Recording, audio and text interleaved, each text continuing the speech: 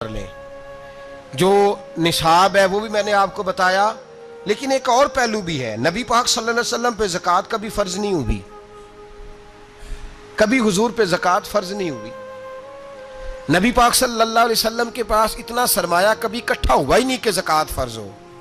लेकिन नबी पाक के सहाबा फरमाते हैं कि मदीने के 10 सालों में अल्लाह के रसूल ने हर साल कुर्बानी फरमाई है, हर साल कुर्बानी दी।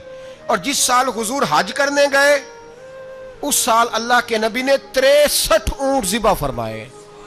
और हुजूर सल्लल्लाहु अलैहि वसल्लम जब ऊंट ज़िबा करने लगते ना तो सहाबा कहते हैं ऊंट खुद दौड़ के हुजूर के सामने आके लेट जाता और नबी पाक उसे ज़िबा करते और फरमाते हैं एक दूसरे को धक्के देते ऊंट के, पहले मैंने जाना है ज़िबा होने के लिए, पहले मैंने। उन्हें पता था कि जो मुस्तफ़ा के हाथों ज़िबा होगा वो तो दायमी जिंदगी पा जाएगा, यहां भी वहां भी जिंदा। 63 ऊंट ज़िबा किए।